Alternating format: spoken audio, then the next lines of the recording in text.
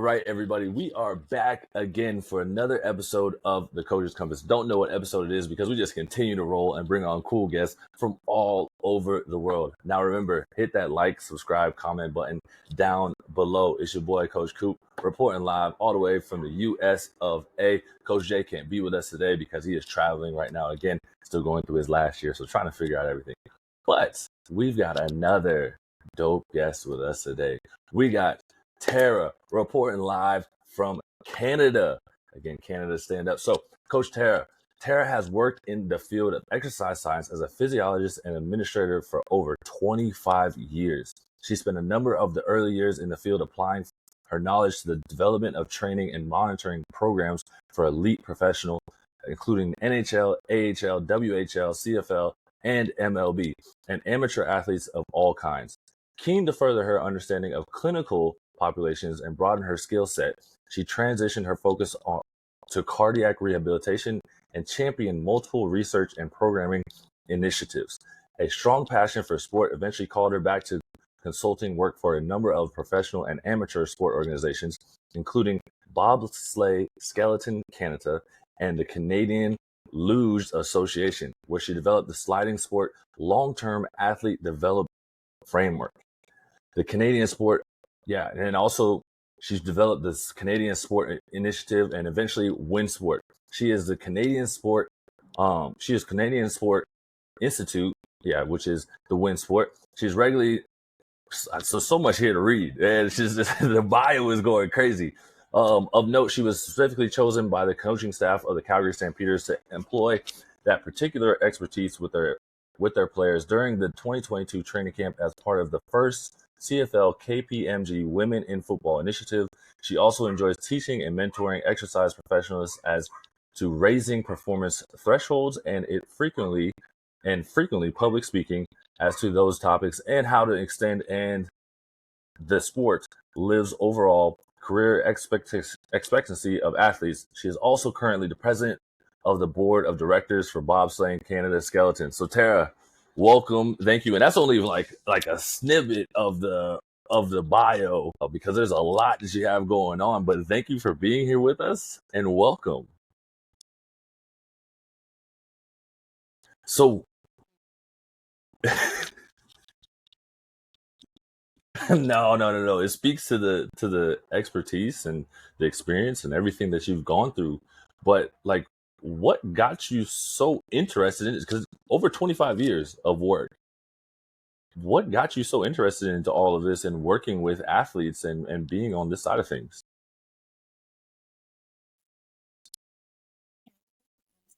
Frustration with myself. Like, I was an athlete that couldn't keep it together. Like it felt like I was MVP of a tournament or something, and then it was go sit in the car, you suck. Like it was so all over the place and really disappointed in myself. I also didn't have the best sport experiences. There was a lot of tough coaching back then. Didn't grow up the easiest and struggled. Struggled a lot with myself, and sport was always meant to be such a great vehicle for an outlet. Like I loved everything. I played everything I possibly could do, through everything I possibly could, ran track, did all of it, and I just struggled. And so initially, I just was really lost and was like, why can't I perform when it counts, and why do other people seem to do that? And lots of I lost out on a possible opportunity to get a scholarship to the U.S. to play one sport. And I knew that girls had gone on to do much better than I had. So it was born out of, and it wasn't necessarily because they played better at times. So I was so frustrated in myself. And then I just was interested in sports psychology. Like, what was it that I could learn about the sports psych side? But then I ended up literally falling into the sports science program. It was one of the first years through it at the University of Calgary. It was performance sciences. It was really geared towards the planning strategy to get people to an Olympic Games, performance on demand. It was geared to that particular planning expertise, and it was led by a guy, Dr. Dave Smith, who just captivated me. Just tell these tales from the crypts, like we were at the side of the pool, the Olympic Games, this happened. Like he would tell these stories. We'd gather around eagerly. There's only 4 of us. and what needed to fall into place for people to perform well on demand. And I realized there was so much the physiological aspect that was driving the psychology. But I'm like, I just really glommed onto that. So I'm like, I got to figure out how to plan for this and understand what's going on in the body physiologically that allows someone to be ready to perform, and why others can't. Learned how much physiology drives the mental side, and how you have to control that, and the minutia to the planning and the strategy of just to get somebody to that place, and the army behind them really made me want to be a part of it, and say, well, maybe I didn't have my chance, but maybe I could jump in and help others. So I was like, I'm all in. Like, I love this. But that was a long time ago, and there were no women doing what I was doing. I'm tall, but I'm scrawny, and I had a real penchant for hypertrophy. Like, I had the weirdest gift. Like, I could make people big, like that. I just really figured out I had some niche skills, and I'm like, yeah, I'm going to go work in pro sport. Like, people are like, what now? Like, as if you're going to do that.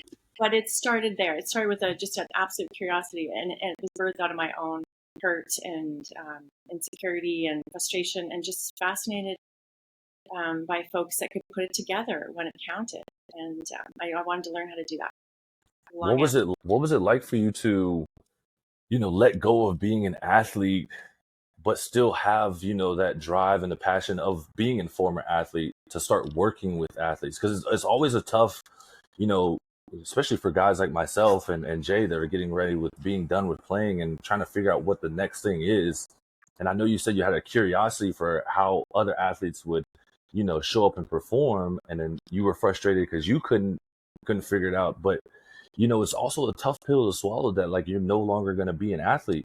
How did you overcome that, and how did you navigate to get into the space, and then now so many years later, like working with so many high level athletes? First of all, I haven't stopped playing sport. I'm still quarterbacking a team. I'm double the age of all the girls on the team, but I still play. I got back into it. I was determined to. First of all, I had to just be super brave. There's a sort of a fortuitous, maybe divine intervention, whatever I got while I was teaching. I stayed behind after grad school. The first time I was in grad school, I'm back again. And I answered a phone call from a guy that was saying they were sending a scout from the Toronto Maple Leafs, and they were sending him to Calgary, and they heard about our program, and they had 8 of their top prospects from the farm teams, that were going to train and be with this scout and some coaches in Calgary.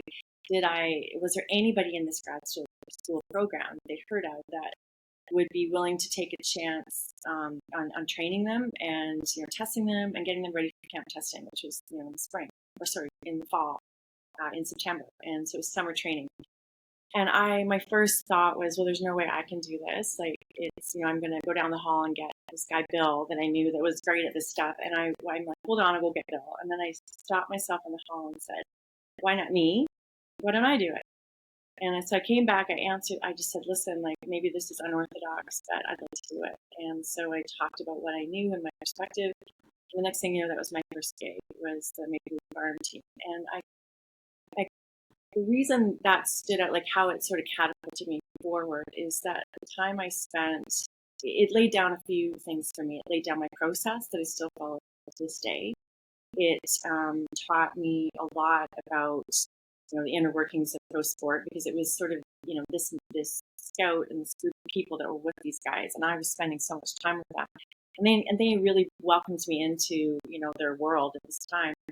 But one key evening, they were sitting around a table at dinner and saying things like, okay, you got to go show up at camp. What are you going to do? And the scout slash coach slash the people that were there were saying, all right, you go pick a fight. Like, I want you to get on the ice right away and pick a fight. I want you to do this. I want you to do that. And I was sitting there listening, and like, after all this physical preparation and all the work we'd done, because we worked really hard, we ended up going on there was a camp record, or testing camp record set that year by one of the people that I trained. And he just said, you need to show up as you. You really need to show up as you. You need to be, really leverage talents everywhere. There's people vying for your position all over the place. So you've got to stand out, and you've got to stand out only on your own merits. What kind of player are you? What's your, why do you play this game? show your heart, show yourself, show your unique characteristics. And after that, I thought to myself, like, what is it that I uniquely bring to the table? And he really wanted them to leverage their story on the ice. Like, and he started talking about it. You grew up in a small town. You didn't have any chances. Like, you had to fight to get here. So get on there and fight. Get on the ice and fight. He started to tell these stories and he really inspired them. And they were all like, okay, so I'm going to pick a fight. So what does that look like? So I started to think about that for myself. Like, who am I in this process? Why do I care about this? And how can I meaningfully connect to the athletes that I want to serve and help them not go through what I went through? And how can I do that? And so I became a student of figuring out the roadblocks. And I really worked hard to not, he basically said, you're not only competing against yourself, like don't compete against each other. You're there to just play your game. And I thought, I'm going to just play my game. I'm not going to compete against anybody else. I'm going to try to figure out what makes me different in the field. And I'm going to leverage that. And I'm not going to compete against the big guys in the gym that are like squatting the house when I've got these, little whippets. And no one's who's going to take me seriously. So I've got to figure out what I can do differently. And I went to basically, pick my fight, so to speak. My first, it went on to, it opened the door to, football. I think I had the offensive line for the Calgary Stampeders was my next gig, and then it went on, and again I got picked on there, and the big guy standing there saying, "What are you going to tell us about training?" And this was the '90s, so they were laughing at me, like out and out laughing, and I was looking up, saying, "I don't know, but here's what I'm going to do, and here's what we're going to work on together." And so that story was pivotal. It just know your why, be you in the process. Don't try to compete with anybody else. Don't be anybody else. You've got to put yourself out there, no regrets. And I realized, like, in my sporting journey and whatever, I was always playing for what everybody else thought I should do. I was always trying to impress everybody else. I was always trying to make everybody else happy for whatever reason. And I realized that was one of the biggest pitfalls in my journey. It led me to some significant health issues. And so I'm like, all right, let's figure this out, and let's figure this out physiologically, and so on and so forth. So it started there with an incredible passion to not let folks flounder and squander their given potential. So and knowing physiologically that sport's a long game, you don't physiologically peak until your late 20s or 30s. So sport has to mean something along the way. It has to be different. And so I started seeing sport as a vehicle to learn to perform. The lessons are universal. They're transferable to every industry. You want to be a good athlete. It's the same being a good accountant, a good violinist, a good anything else. Like, I mean, the constructs are universal. Physiologically, that readiness, performance readiness is the same. So I started to make those connections and the rest. Yeah, I mean, you talk about the roadblocks and then, athletes not really peaking until their late 20s, early 30s. What are some of the major like performance issues that players and coaches come to you with? And what are you doing to, help them overcome it and that you've like kind of learned throughout the years with being a performance clinician, to help these athletes kind of peak at the right time? Well, I think like a lot of the issues that people started to come to me with were coaches initially started coming to me. So that was the niche I went after, is to how can I help coaches look better? So it was like the secret weapon behind the scenes, monitoring all the wellness data, looking at the athletes. I immersed myself in their daily training environments. I became a student of each sport I worked with. I worked, multiple different types of sports. I learned to speak their language. I understood the stressors that they, there's the daily training environment. There's what goes on the field, the ice, the snow, like whatever it is, and in the gym. But there's what else are they dealing with as human beings? So the students, the parent issues, they have, they're fighting with their girlfriend or boyfriend. Like, what other things do they bring to the table? What kind of life are they living? And what is the physiological cost of that? And that needs to be factored. And I started to try to quantify load in a different way, weekly load, not just the load that we prescribe as coaches, but the totality of the load of living under the umbrella of that life and what they were bringing to the table, and trying to understand the physiological costs of that load so that training could be more effective. because I found that, you've got like working and sliding, later in life, you've got people that are trying to make it like Canadian sport isn't struggling enormously with funding. And so you've got people that are working jobs and trying to compete, in the world stage. Some of them are out and they're training, and there's a lot of training that goes into that. And as you know, it's not unlike football players that where they train. It's a lot, and they're balancing that, and then going out and living in a house full of people because they can't afford to live on their own. They're not getting enough food. Some of them working physical jobs. So now you've already come to the table in the whole, energetically, maybe neurologically. And so I'm going to ask you to do this program, and it's not going to work for you. And so I started to quantify what that looks like, and then factor that into the training load and customize it for the individual, and start monitoring signs and symptoms of physiological compromise, so that I could adjust the training load in real time for the individuals and coaches, so that they could peak on time. And so my approach really became about understanding stress and performance, and knowing that competition doesn't wait. Like, you can't say, I got a game Saturday, but I don't feel ready. Like, you got to show up there. And so I started to develop a knack of understanding what were the key things that an athlete had to leverage to perform in that specific sport. Duct tape and Band-Aid and Bengay the rest at times, and show up ready to play. So a lot of it became managing what was going on behind the scenes. And so people came to me to say, I'm not adapting on time. I feel like I'm going to quit. Here's my symptoms. I'm chronically, I spent a lot of time just listening. I'm chronically sore. I go from injury to injury. I'm irritable, or I'm not irritable anymore. I don't care about anything. All of those things, are linked. Chronic, getting sick all the time. I started to do injury profiles and mapping, recovery time, and noting, like, these people are just going from, thing, a lot of them. So it's chronic inflammation. So understanding physiologically what can lead to that, like you're spending your life in fight or flight, or the cortisol tap is chronically running, and now you've got no growth hormone, and testosterone's like in the toilet, and we've got to manage your stress, and there's symptoms that show up in people's behavior well before it ever shows up in blood work. So I started doing behavioral monitoring and on a daily basis, and tracking, and then based on that, adjusting the load and making sure I pulled out of training programs the stuff that was, say, most compromising.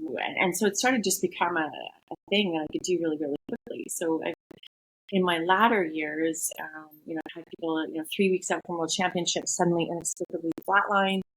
I've had to parachute in. So it's become like kind of a 911 MASH unit, like, call me if you've got a performance hotline. I come and see me if an athlete like isn't peaking, is flat, completely flat. What do we do? And so it's a lot of interviewing, listening, and then figuring out, understanding the consequences of training and the consequences of the other stuff I've measured over the years. It's like, all right, so we got to pull this out. This has too much neurological drain. We got to do this. We got to do that. I started to just be able to figure that out really, really quickly, and salvage people at the last minute. And so that became sort of a mission. I'm like, there's a lot of people that are not actualizing their potential, not peaking on time, let alone in the season, but more over season, and moreover carrying the load from crappy season into the next season physiologically. So I started to extend that to a bigger, longer map of things that you need to have, and to extend your sport life. That was a lot of explaining. I'm not sure if any of it made sense, but No, it makes a lot of sense. I don't even know what the question was in the beginning. I'm sorry. Early here. No. It was. I think you pretty much answered it. Is what are some of the like major performance issues that you're getting from players and coaches? And I think you kind of said, like, you've been able to kind of pick up on it very early because you're a 911 call. right? You're the person that they parachute in, like when somebody's hitting that flat line and is not performing at a high level anymore, or just like kind of feeling like tanking and giving it up and letting go. And I know you work with one of my boys, right? This is how we got here, right? You got Dozier working with you, and obviously he's had a long, great career playing up there in Canada. How has it been for you? Like, how long did it take you to get to this point to where you're able to kind of come in and quickly like assess what people are doing, and what is that onboarding, process like? Like, what are some main areas that you're kind of like locking in on? You're like that's the spot. Like, we really need to tap into that. It kind of depends on, well, it's taken me a long time. I think one of the detours I took, and so I encourage people coming up in the field to, you may be mad at the detours you take, but there's always some way of teaching you something. So one of my detours was cardiac rehab. It wasn't something I wanted. Honestly, I married a pro athlete. One of us had to make a living, you lived in it, right? Like one of us, Yep. the life of this is like, sometimes you're super busy and you're starting at 6 in the morning, you're done at 11 at night. It's not a career that someone wants to marry you, in this career and raise a child and all that stuff, let alone I married a pro athlete. And so it's like an understanding that, and I handled all his training for 11 of his 14 years. And I was like, I couldn't be hypocritical. I like, you have to get off your legs. I gotta mow the lawn. You gotta stay in bed. Like I started taking on all the jobs and watching the toll of what he was dealing with as an athlete. And a lot of it wasn't even in the gym. A lot of it was, politics, negotiating contracts, infighting on the team, truthfully, a lot of social stressors around family and people wanting something from you. And, the bubble, it's a bubble, as you've lived it, right? Like you're in this sort of game you can't describe to anybody who's not there. They just don't get the weird demands of it. And I watched the physiological toll on him, and my career was not helping because I was all over the place. So I took this job in cardiac rehab, and we ended up, our son had some challenges, which it was a blessing that I took the job because it allowed me to be home in regular hours to look after him. But I got into cardiovascular research, and I started working, interestingly, with transplant-listed people who had ejection fractions less than 10% of their left ventricular ejection fractions. I looked at heart function, watched their symptoms. Some of them were young people. How did they get there? And they were presenting, a lot of them, like in terms of their presentation clinically, like people that were overtraining, the athletes. So I had athletes I was working with on the side when I came to work in the day with these very sick people who were basically just battling for life, like on the transplant list. And one of my research projects, was involved around like, how are we going to get them off this list? We did this sort of groundbreaking study, but I listened to them and their concerns and their symptoms. I'm like, oh my gosh, like there's physiological parallels to overtraining, and I watched some of the behavior sets of the athletes, and I sort of lined them up against the behavior sets of cardiac rehab patients, and started to understand, as we got cardiac rehab patients out of their holes and onto life and living and being able to function more normally, I started to apply the same principles in cardiac rehab to the athletes. So I started to, like, an offensive lineman who were doing cardio, and they're like, I can't do that. I have to stay away from that, right? Like, it's going to make me slow. It's going to make me weak. I'm going to lose muscle. But that was, I'm like, there's a way to figure it out so that you're getting this protection. You're able to recover, like something called rate pressure product, your heart rate times your blood pressure, like your workload on the heart. We've got to get that down. And I started to look at players when they retired and how they became. Some of them put on an inordinate amount of weight, really struggled with their health, all sorts of things. I'm like, I'm starting to worry just for my husband at the time's future. Like, you're a huge man, you're carrying this load, you're training this hard, you're managing all the other load. I'm watching this over here going on with these young people that were under stress too, and some of them were incredibly fit that landed in this place. Like, we got to do something about this. So it was that long extended period of learning with both ends of the spectrum that really showed me the bigger health picture and gave me a longer view for sport. which made me not hurry up as much in my programming, which also made coaching athletes a bit different. It was like, yeah, you've got to make this team, and you've only got 4 weeks to do it. There's the short game, and there's things that we know as athletes and coaches you can do to kind of quickly get people to places. But I was like, do you want to play 1 year, or do you want to play 10 or 15? Or do you want to, like, so I started to be like, how does Tom Brady do it? And so I started to use the principles I learned in cardiovascular research and rehab with the performance stuff. They weren't mutually exclusive. And I started to say, if you want to go that far, here's what we got to start to do in the off season. And here's some things we need to add to your program or remove so that they're not so, you're not living in that sympathetic, overload all the time. You've got to protect your adrenals. Here's what happens when we don't. Like, I started to map it. And then I started to make these maps, essentially performance maps. I mean, people would learn about yearly training plans, and you use those probably yourself as a coach, like the YTPs. But I started to make more of a long-term roadmap for health.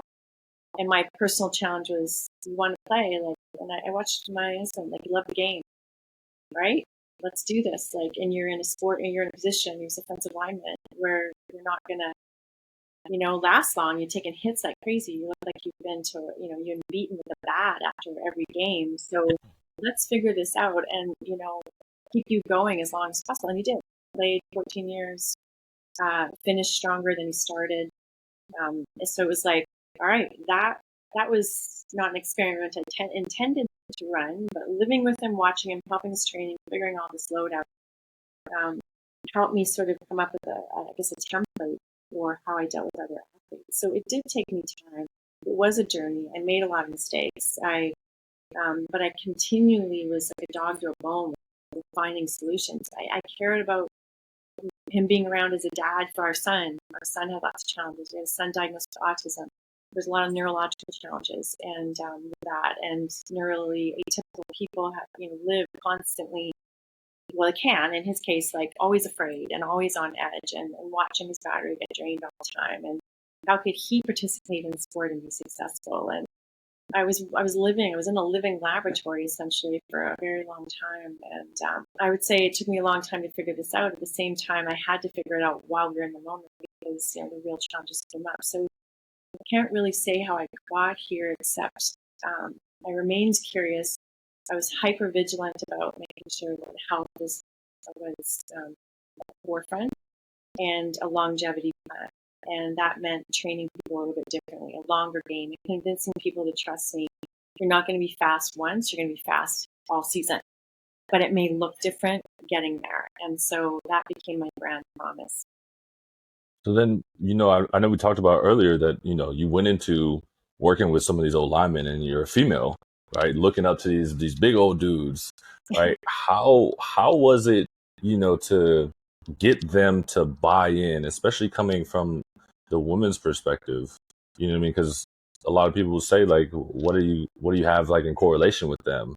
And like, how do you get like a male athlete to kind of listen to what you're doing? Because I know I think back to my career being an athlete.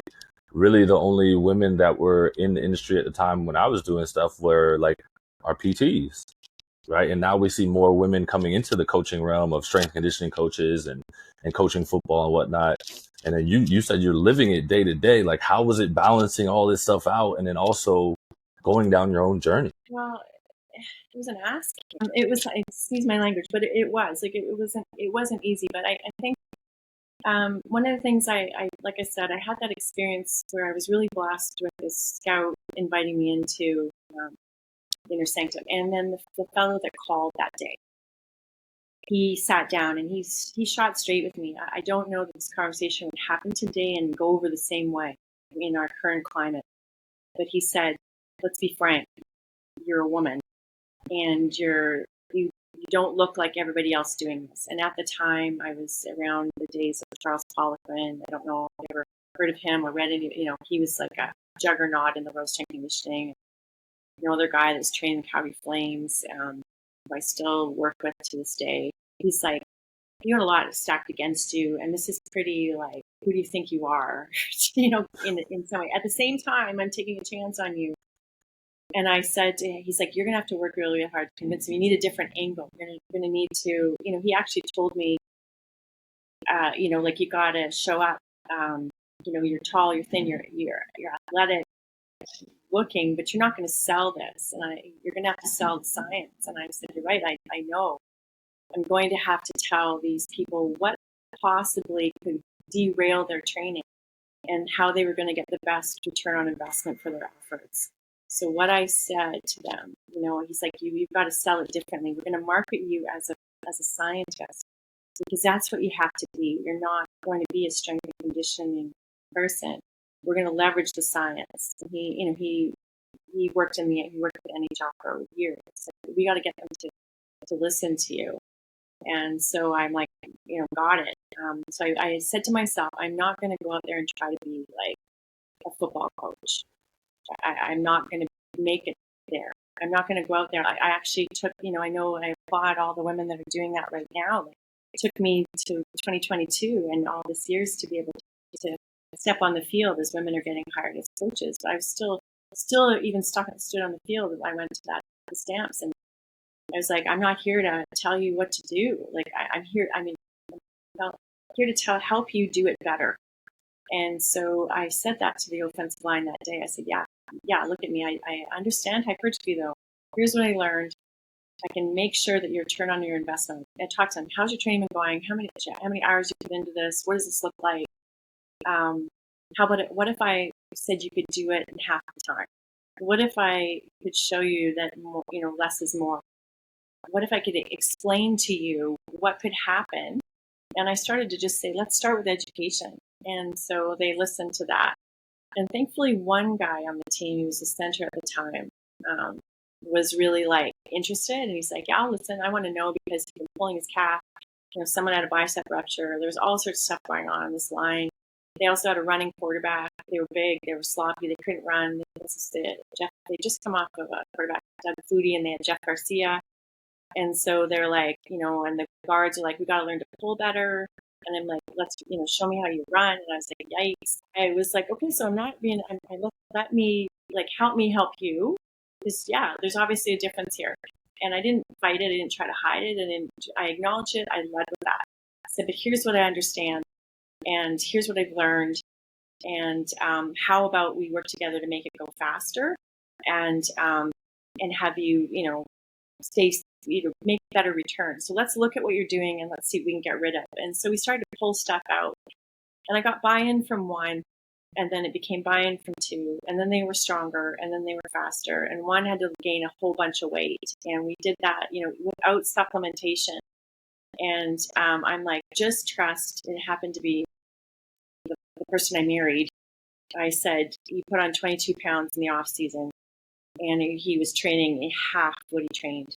I mean, these guys were like training 3 times a day. They were pushing a car, and that in the day, there was someone, their coach had them push a car in the parking lot. He'd ride the brake and make them just push this car. Like, I was like, oh my goodness, like, someone's going to have a heart attack. And so I was like, let's just do this safely. Do you want to be, I appealed to that, their common sense. And they listened, and they tried, and it worked. And then then it led to another person, another person, another person. So I became that person that they trusted, because I didn't try to BS them and bamboozle them and say, I know all this stuff, because I hadn't been in their shoes. All I could say was, here are some things that will make it go faster and be more effective.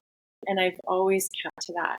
So when I walk into a space, I'm like, I don't profess to know how you live. Let me understand it. I don't come in and say, boom, this is how you have to do your program. I actually go and live in the daily training environment and go, wow. I listen to how the coaches talk. I listen and understand when the players have to show up for practice, what the day looks like, the demands on them. I've watched many, many, many training camps, more than I can ever count. And understand, like, why this training camp? Why how many practices a day?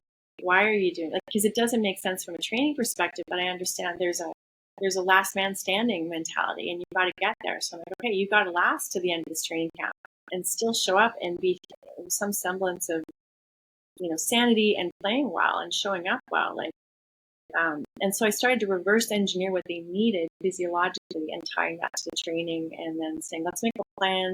so that you're standing upright and well at the end of this. And here's what we're going to do. And then I started monitoring, all sorts of wellness data and things like that to keep them going and adjusting their training. But it took building trust, having that rapport, not trying to bamboozle them, not trying to be something that I wasn't. And I started to compete. So I guess that let me in. They got me trust, and they let me into they as in you, me in and let me talk. Like, they trusted me to tell me their problems, because I also said things like, listen, like, there's a hidden cost to the stress of, the stress onto itself of trying to be front facing and happy and great and, oh my gosh, it's great. And I'm a pro athlete and look at me and this is a wonderful lifestyle. And the truth behind the scenes, it's not. There's a lot of stress and there's a lot of pain and there's a lot of disappointment. And so there's this front facing view, and then there's the behind the scenes. And often the cost of the stress in that front facing view is a lot of unhealthy behaviors behind the scenes that are there. There's a physiological path to that. And so, there's whether it's drinking too much, self-harming behaviors, all manner of eating disorders, or disordered eating, any of those types of things that happen to help you cope with being this big person over here, that I'm like, the two are eventually going to hit heads, and we've got to deal with them and keep it going anyway, because the cost of you not playing is going to be higher than, going to be more devastating. So I had to dig into that and get them to trust me to talk about some of the bad things they were doing, and then doing so without judgment and saying, hey, there's a physiological reason these things happen. When you have too much stress hormone, here's what happens. Here's what this looks like. And sort of taking the judgment or character judgment out of all this stuff and tying it very objectively to science, so that people would be like, this is fixable. And it is fixable. So that's been the way I've led with it. So I don't know any other way. That's awesome. I mean, it really is awesome to have someone like you in this space and helping the guys out. Especially, talking to Brandon, myself, hearing the stuff that you've been helping him with. But, have you, once guys are done playing, do you continue to work with them and help them out? And what has that been like? What's the relationship like? And what are some things that you're hearing, guys that are struggling with, like, once they're done, like once ball is over? Well, it's, there's an interesting statistic I got from previous CEO of our Olympic site in Calgary. Said that he was the president of the NHL Players Association. Said 83% of marriages end in divorce a year after retirement, because in the NHL, and I think that's a transferable number across sport. Like, obviously, we didn't make it either, as much as I knew. And thankfully, we're good friends, and I still design my ex's training. He has a very different career now, but the stress of your identity being challenged, you really are in a bubble. You've lived it. I lived the bubble. It's a magical place and it's a terrible place at the same time, and nobody understands the demands in there. And then you get out of the bubble, and it's like, you're nobody.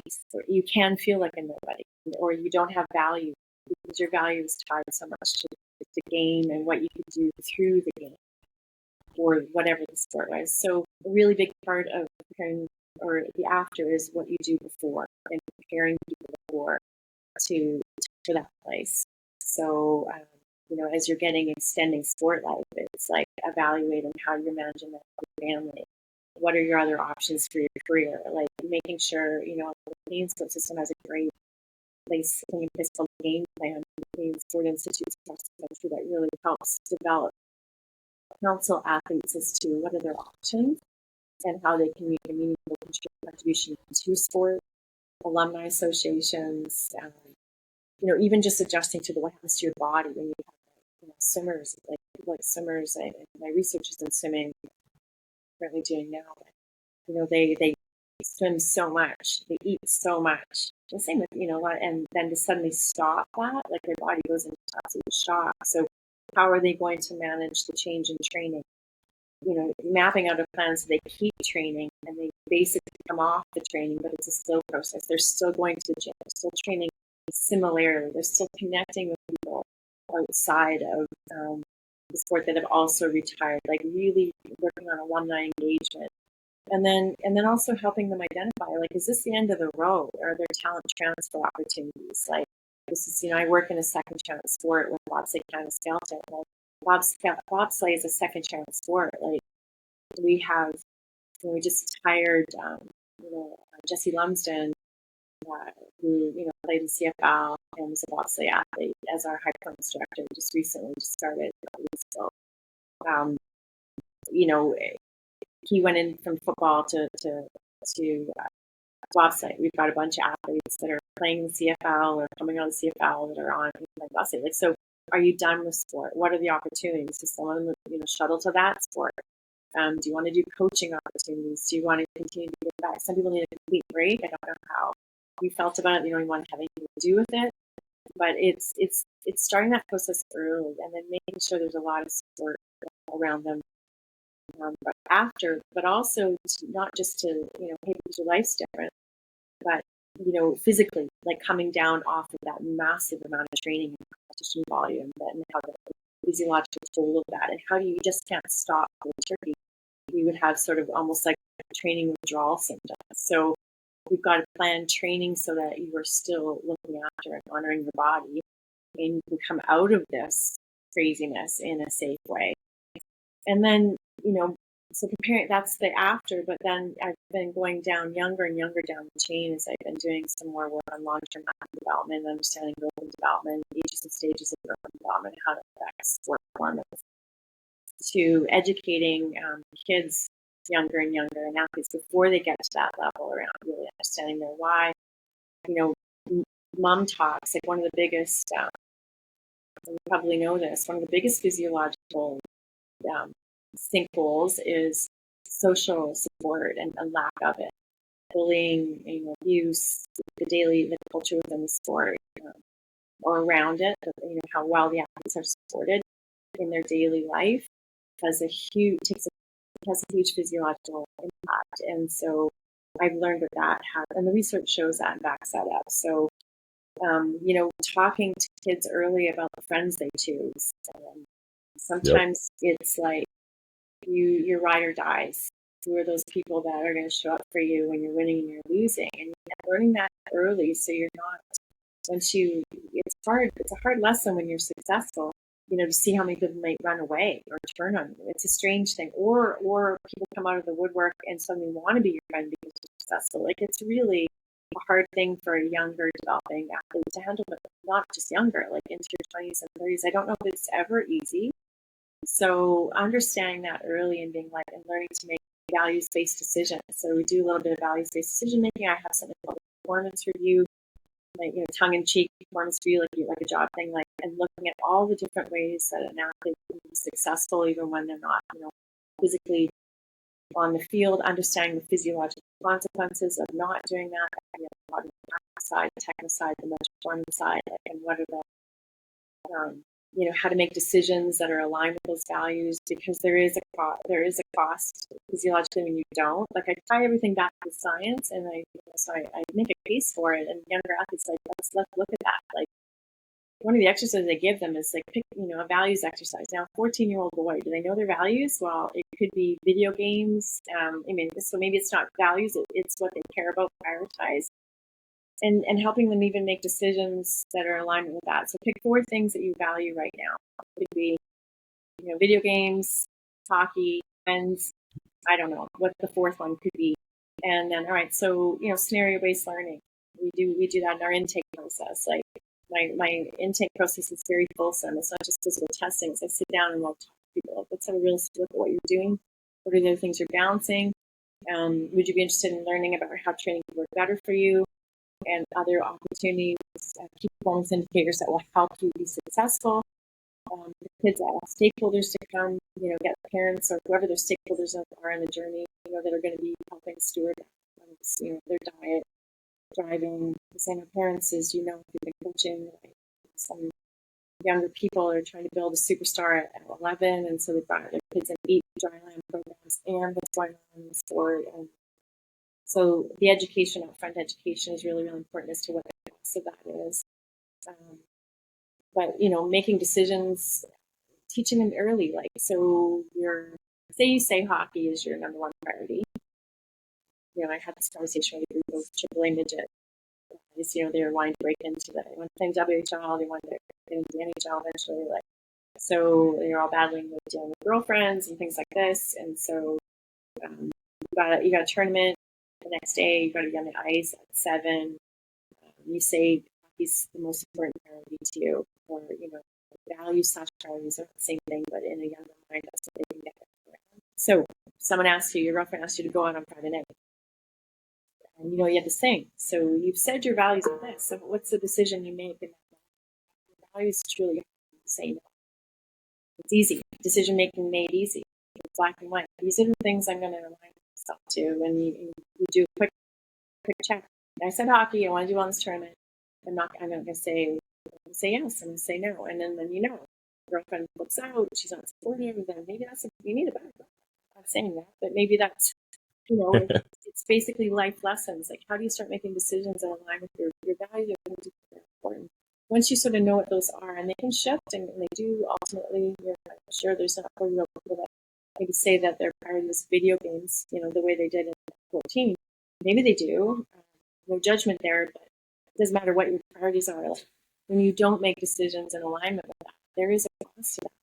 There's stress. There's a lot of worry. There's a lot of pain and angst, and maybe a cost to your playing. You stayed up too late. You didn't play well. Coach is mad. Now you're dealing with that.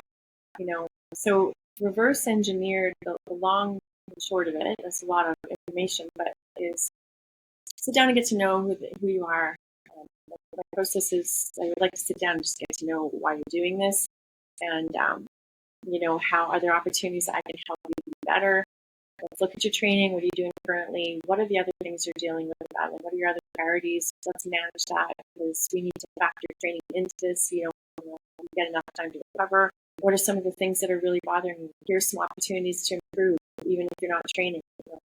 Review all those opportunities. Same things that are in MIT, cognitive, technical, the mental performance diet, all the physiological, basic things around physiological, just sleep patterns, nutrition, training program, all that kind of stuff. And then we look for opportunities, and then I say, where can I help you with those opportunities? So I identify up front, where I can be, where I can potentially lend a hand, or where I can approach people out that may be more, I identify what may be the biggest barrier to performance at that particular time. Because the idea is we need to get this competition. So let's see where we can pick up some low-hanging fruit, some quick wins. Where are some things that are going to potentially be stumbling blocks, and resource those out, or say make a plan to mitigate them for the time frame that we have, and I go from there. So that's where I start before I ever do any physical testing. It's looking at that kind of stuff. So it's a realistic program. No, it's all very important, because I think back to my career, and I'm thinking, man, I wish when I was at my younger age, I had someone around like you, to kind of help me navigate the space, figure out my priorities. But not only that, I come from the old school coaching where plan A is plan A, right? There is no wavering off of it. If you want to play football, it's strictly football, and you're going to be a professional athlete in that. But there were times in there where I questioned what is next for me? What have I been trained to do? What am I capable of doing? When football does end, what are my options? What could I do with work? Because I haven't had opportunity to take internships. I haven't had the opportunity to learn sales. Because all I've been doing is just worrying about football. Right. I think that's why, this podcast has been so important to me, with just kind of what the next steps were. Once football was over, is just learning, from some of the top people, not only in the industry of just strength and conditioning, but on the mental side, physiological side, all the sides that go into, coaching and training athletes and being a great coach. And that's why I think it's super important for a person like you to come on and speak about the things that you're doing with these athletes, and athletes for what they're doing afterwards. But if you look at 16, 17-year-old Tara now, so far in your journey, what would be some of the key things, or what some of the top advice you would give to her? Well, I think when you come outside of 16 or 17, you realize, like, gosh, I worried about things I shouldn't have ever worried about. But I would say I would have changed, I would have encouraged her to change her circle, people that she spent her time with, and, really not listen to the naysayers. I think that was a big thing, and not say that, voices in my life it wasn't very capable of shutting down. So I would have maybe made some, told her to be brave and walk away in some situations in my life, because I was constantly battling. I still feel like that's an issue for me now, is what I know to be true about what I want to do and who I am and what I enjoy with the demands of other people. And I found like I was always coming to the field with a huge load of, what is this going to happen? What's going to happen over here with my family? What's going to happen over this? What if I don't do this? I don't remember a time where I ever went out to the field and could set that down. I always felt like, however I felt that way, for whatever reason, that I didn't have permission to fly, that really hurt me, and it hurts me for other people. It genuinely hurts me for other people, because I feel like I've been given gifts and abilities to use them, need to use them. And so if you're in a situation where you can't, it's like, ask for help, get out of them, and there is help. There's so much help there. Like, there's so many opportunities. It takes a village. It's not all on your shoulders. So I would have encouraged her to, not give up, and relentlessly pursue people that will help you be the best version of yourself. I didn't have that. I didn't make the best choices either. I took ownership of that myself, but I would have encouraged her and said, there's light. And so I've taken it on myself. As on the female side, there's a lot of girls, like, girls have to drop out of sport. The stat apparently is still 6 times more likely to drop out of sport than guys, and their age, and particularly that's a vulnerable age. And it also starts to grow development. You don't know, the prefrontal cortex is being formed. I mean, there's a lot of crazy things that go on in your mind at that particular. So, I would try to convince people. That's why I'm seeing people a lot of joining my office in one job. I'm saying, we're ready, we're done. And usually mom and dad and everything. And 9 times out of 10, there's some conversation, some real compassion, and understanding too of all of the demands on that particular individual. I mean, just growing and developing, let alone all the other stuff they're dealing with. 90% of the time, they don't want to quit. They're just in a place which is genuinely burnt out. And if we can figure out a way to keep them going anyway, and support them, even if it's in a transition period of like partial play, modified training, any of those types of things, get them some good rest, help deal with some of their issues. They're going to bounce out of that terrible hormonal swirl and be like, I really wish I wouldn't have quit. I really wish I would have tried. So I've been trying to in my own time, educate and mentor females in sport, and align myself with various causes, and become a mentor to young athletes to or be the person that actually sits beside them. And down different training and training and all the stuff. So I don't know if that's what I would say to myself, but I think I would just be like, there's another way here. Like, don't give up until you try it. Find it. You're worth it. You don't have to settle in this place. And so that's why I try really hard to still enjoy it. Yeah, I didn't get to go and do that US scholarship thing. Didn't get to do those things. I can help others do it, and I still play, still be involved in sport. Love it. You got me to be a believer, right? Like, I love the work that you're doing and love everything that you got going on. I might be coming to you to figure out, what life is like after retirement and how to navigate this whole space and everything. But before we get out of here, we got our last segment of the day. It's the 60-second round, right? It is 10 questions, right? And it's 1-word answers. Are you ready for it? All right, here we go. 60 seconds on the clock. First question. What is your favorite post-workout snack? Favorite post-workout snack? Favorite sport? Dream vacation spot? Guilty pleasure food? Best gym you've ever been to. The one in Calgary, CSI. Favorite movie genre. Like Born Identities. Dream car. Right. What is your number one flaw as a coach? Care too much. If you could be in an octagon with a gorilla, tiger, or bear, which one would you choose? I would say gorilla. And that is it. Tara, thank you for being here with us today, and thank you for taking out the time. I know it's super early where you're at, but thank you so much for being here and dropping a bunch of knowledge and a bunch of information. If you guys have the opportunity, definitely check out Coach Tara. She's doing a lot of great stuff, not only just from the strength conditioning side, but all across the board. She has a bunch of knowledge in the game. Again, like we said, over 25 years in the game, right? There's a lot to be learned from her, as I sat here and learned from her today. So thank you for being here with us. Okay, thank you so much for having me. It was great. And I feel like we could talk all day about so much stuff. So yeah, let's do this again. Oh, we'll be in contact. We'll talk some more. And all the very best for this platform. I'm super excited for what you're doing. Yeah. Thank you. The game. Okay, And we're out. We're out.